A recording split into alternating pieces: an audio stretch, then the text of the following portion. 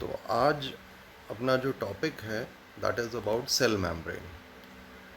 We'll be studying it in various parts, and today we are going to study its structural model. जो basics हैं कि भाई किन किन लोगों ने इसके जो डिफरेंट स्ट्रक्चर्स दिए हैं या स्ट्रक्चरल मॉडल दिया है. So plasma membrane as we all know एक बिल्कुल महीन सी बाउंड्री लाइन है that is a thin barrier separating the cell cytoplasm, that is the inside of the cell, from the outside environment. और ये सभी लिविंग सेल्स पे मिलती है. This is very important point two note that all living cells have a living boundary that is plasma membrane और अ cell membrane. अगर cell dead होगा तो ये नहीं होगी. सेकेंडली, कई ऐसे जैसे वायरस हैं उसके ऊपर मेम्ब्रेन नहीं है तो हम उसे सब सेलुलर स्ट्रक्चर कहते हैं. We never call it as a cell, right? So that we can say it is also a feature of a cellular structure या cellular organization. Mainly यह lipoprotein boundary है. Lipoprotein, that means it is made up of lipids and proteins. Now the function, few basic we are taking, later on we will be elaborating it more. It isolates the cell content, that is the inner part, from the outer environment यानी cytoplasm, और बाहर की जो भी चाहे ECF हो चाहे environment हो, दोनों को ही यह सेपरेट करता है. उनके बीच में जो भी एक्सचेंज है, आदान प्रदान हो रहा है, that is also regulated by the membrane. And the very important one is it communicate with the other sales. Various junctions हैं या वेरियस ट्रांसपोर्टेशन है उससे related.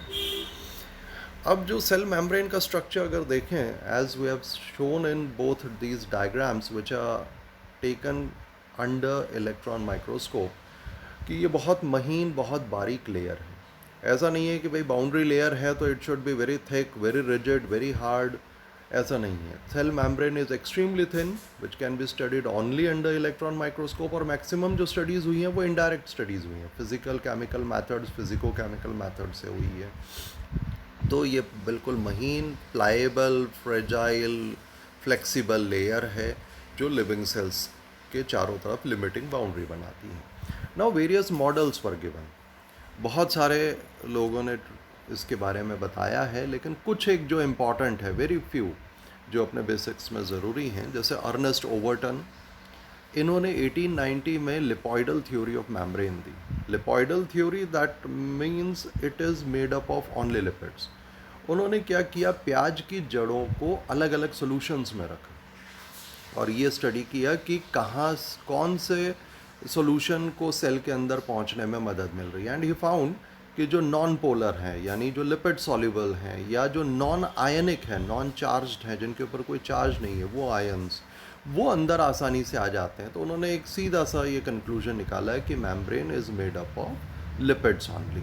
Letter on the second model which came from Gorter and Grendel in 1925, उन्होंने जो है membrane के lipids और बाकी चीज़ों को कंपेयर किया, उसके सरफेस एरिया और अमाउंट, क्वांटिटी को उन्होंने रेशियो प्रोपोर्शन के हिसाब से बताया कि लिपिड मेम्ब्रेन जो है सिंगल नहीं होनी चाहिए, वो डबल होनी चाहिए.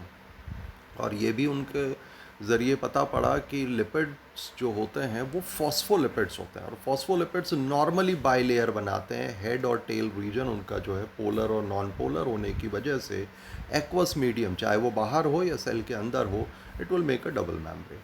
Again, they also started a new thing, that is they studied the membrane structure in the dead RBC. Dead RBC जिसके अंदर केवल हीमोग्लोबिन था, हीमोग्लोबिन को निकाल लिया. अगर आरबीसी में से आप हीमोग्लोबिन निकाल लेते हैं तो उसे हम वाइट घोस्ट कहते हैं.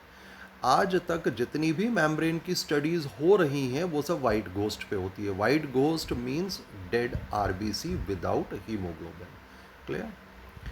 And the very famous one, the third model, is given by Davison and Danieli. आपने लोअर क्लासेस से उसको पढ़ा है. That is from 1935. This model was well established, बहुत फेमस रहा. इसे कॉमनली हम ब्रेड बटर सैंडविच मॉडल भी कहते हैं. अब इन्होंने कई चीज़ें नहीं बताई. 3 मेन पॉइंट्स. सबसे पहले इन्होंने कहा कि मेम्ब्रेन में प्रोटीन होते हैं. दूसरा, इन्होंने कहा मेम्ब्रेन के अंदर पोर्स होते हैं. तीसरा इन्होंने इसका एक रफ जो डायमीटर है या विड्थ है उसके बारे में बताया कि भाई 75 टू 100 एंगस्ट्रॉम के करीब ये होती है।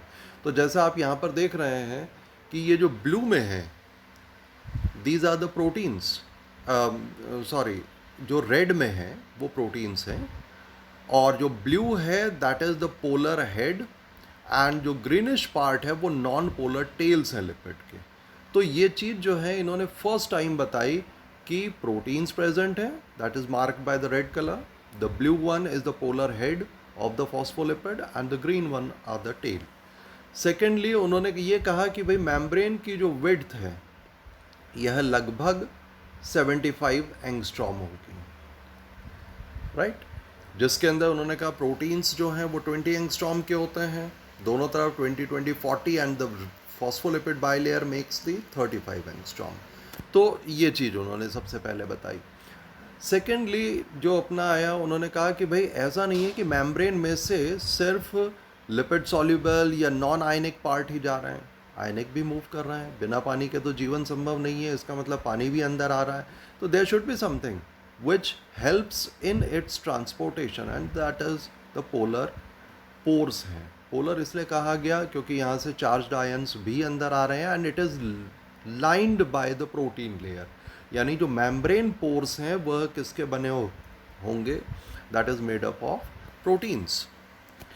एंड जो आज तक माना जाता है the well established model, the fourth theory या फोर्थ मॉडल जो है मेम्ब्रेन का, it is fluid mosaic model which was proposed by Jonathan Singer and Garth Nicolson. इन्होंने 1972 में जो मॉडल दिया वो अपने प्रीवियस मॉडल से इस तरह से डिफर करता है, भाई लिपिड थ्योरी तो चली ही आ रही थी। डेनियल डेवसन ने कहा था प्रोटीन लेयर फिक्स होती है, इन्होंने कहा कोई चीज़ फिक्स नहीं होती। मेम्ब्रेन जो है वो फ्लूइड मोज़ैक है, फ्लूइड यानी it's very pliable, very flexible, simple structure. Mosaic का मतलब डिफरेंट पार्ट्स हैं इसके, ऊपर अलग तरह के प्रोटीन्स होंगे, लिपोप्रोटीन्स होंगे, नीचे अलग तरह के होंगे, यानी एसिमेट्रिकल हैं, both sides are not same. Secondly proteins इधर उधर फैले हुए हैं, बिखरे हुए हैं, जो आगे अपन इसके डिटेल स्ट्रक्चर में नेक्स्ट पार्ट में स्टडी करेंगे, केमिकल्स और स्ट्रक्चर से रिलेटेड।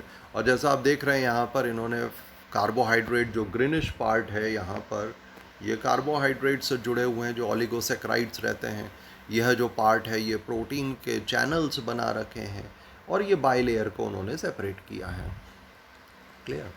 तो इस तरह से फ्लूइड मोज़ैक मॉडल दिया, it is a dynamic structure. उन्होंने कहा मेम्ब्रेन एक डायनामिक स्ट्रक्चर है। डायनामिक का मतलब ये हुआ it is not fixed, each and every part in the membrane is capable to move within the membrane. यानी जैसे अपन कई बार आगे पढ़ेंगे भी सही कि कहा गया उन्होंने कि it is sea of lipid in which protein icebergs floats, यानी मेम्ब्रेन एक लिपिड का समुद्र है जिसके अंदर प्रोटीन्स मूव करते रहते हैं इधर से उधर। तो एसिमेट्रिकल स्ट्रक्चर है, डायनामिक स्ट्रक्चर है, फ्लूइड मोज़ैक या क्वासी फ्लूइड स्ट्रक्चर है।